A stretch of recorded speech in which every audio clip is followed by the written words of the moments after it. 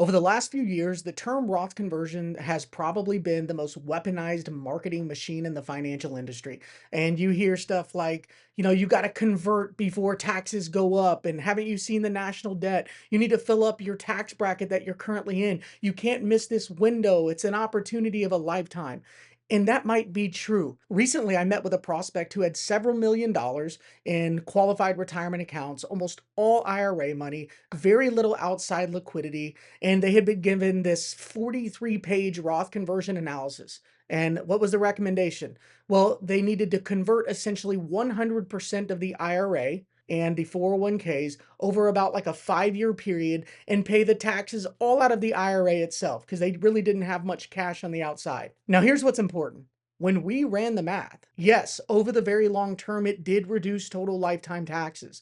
But the strategy really didn't make financial sense until they were in their mid 80s. That was the break even point, meaning a lot had to go right for this to make sense. Markets had to cooperate, tax rates had to rise pretty meaningfully, spending had to stay stable, longevity had to extend well past average life expectancy.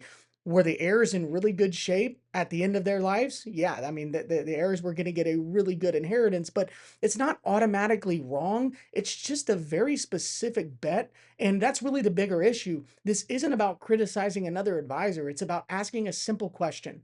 When did accelerating millions of dollars in taxes become the default answer without clearly showing the trade offs? Because a Roth conversion is not a slogan, it is a permanent capital allocation decision.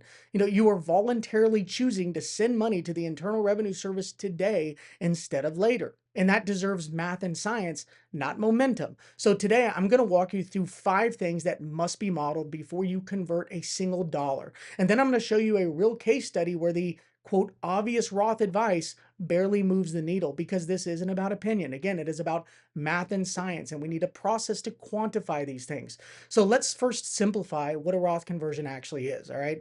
And the best way to think about this is imagine you're a farmer and you can either pay tax on the seed, which is very small, or on the harvest, which of course is going to be a lot bigger. And a traditional IRA means you pay taxes later on the harvest. A Roth IRA means that you pay tax now on the seed so that when you take the money out, the harvest grows tax free. The question isn't which sounds smarter. The question is which leaves you with more food over time. And that depends on 5 specific variables. So the first is the break even timeline. This is the first thing that I kind of look at when I'm determining does a Roth conversion make sense. First, when does the strategy actually pull ahead?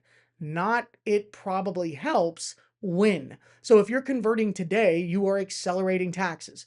So the Roth account has to grow long enough and strong enough to justify that upfront tax payment. And in many real world models, that break even point from what I've seen is 15, 18, sometimes even 20 years out or more. And that assumes reasonable growth and a stable tax policy. Now, if markets underperform, if tax rates don't rise meaningfully, if spending changes, that break even can stretch even further. And if no one can show you the exact year that the Roth strategy overtakes doing nothing, then you don't really have a strategy. You have an assumption. The second lever is where the tax actually comes from. Like, how are we paying the taxes when we convert this money?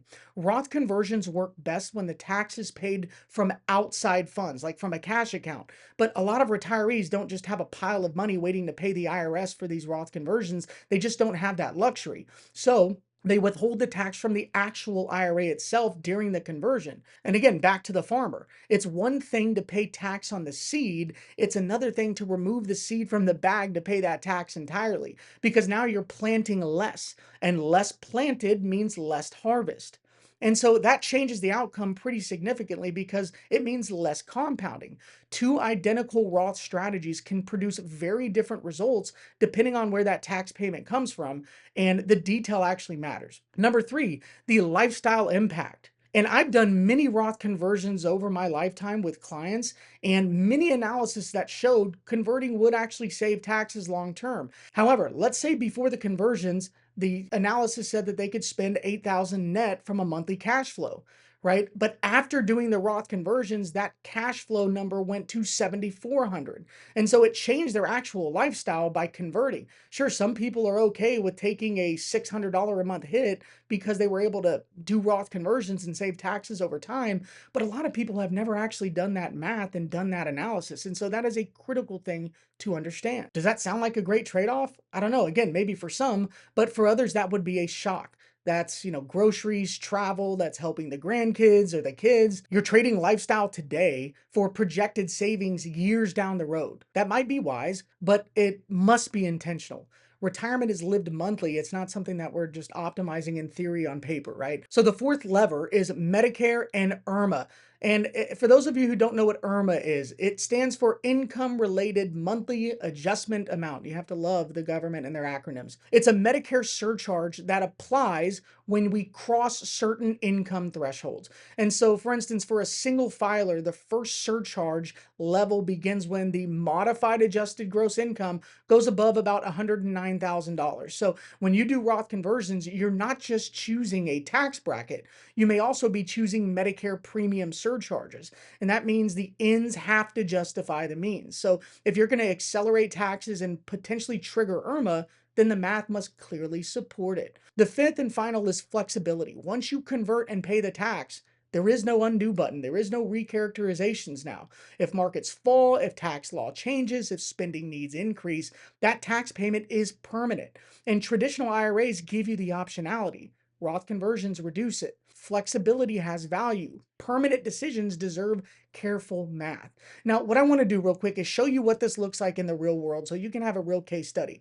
And what I'm going to show you is a client who is 68 years old. She has approximately $1.2 million in IRAs, 250 in, after-tax brokerage, and a couple $100,000 in cash. She is spending $8,000 per month net, and about $4,000 of that is Social Security. So she's already in the 22% marginal bracket. And she was told by multiple advisors, you should convert up to the top of the 24% bracket. It's going to save you taxes long term. It's going to do great things for your legacy. So let's test it and see what actually happens when we do those conversions. Okay, so here we have Kitty, a client of mine, who again was told that she should be converting up to the 24% bracket. And what you're looking at here is a comparison between what we call kind of the conventional wisdom withdrawal strategy, which is to, when you're taking money out of accounts, you start with the taxable account. Then you move to the tax deferred account, and then you switch to tax-free later on down the road. Again, this is kind of conventional wisdom where, most advisors are going to recommend withdrawing with that order from their accounts. And we're going to compare it to the recommendation that she was given, which is to convert up to the 24% bracket. So again, remember the mantra, we never want to make a decision unless we've run it through the lens of math and science. And what we'll first see here with that comparison is, does it make sense to convert?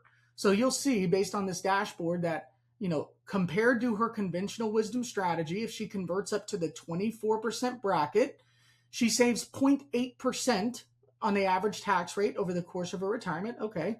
She saves $55,000 total, or $55,500. The total net income is moot, but her legacy actually goes down $25,900.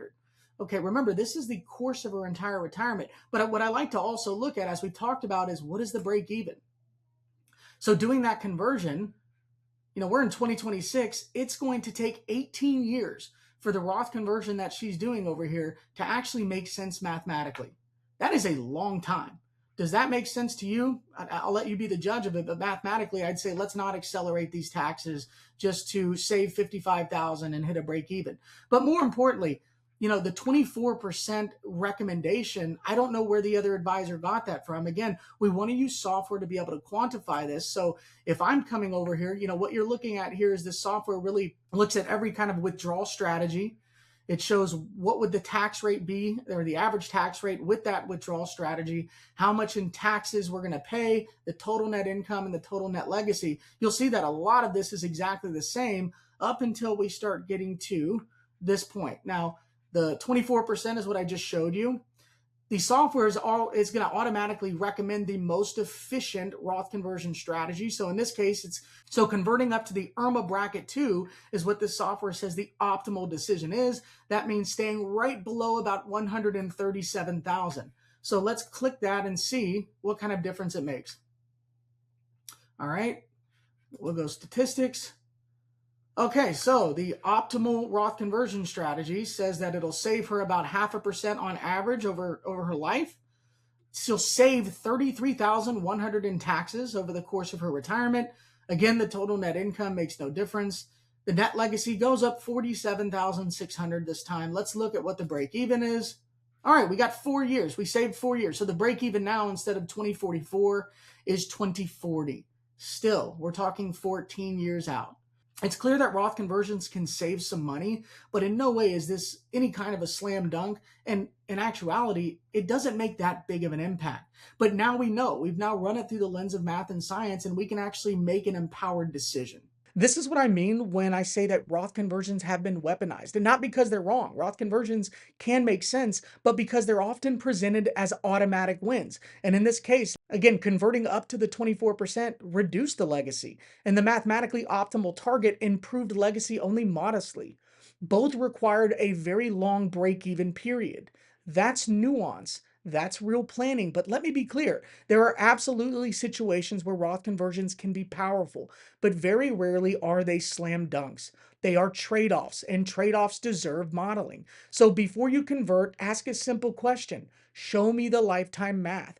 Because once you prepay the IRS, that decision is permanent. Make sure it's backed through the lens of math and science, not marketing.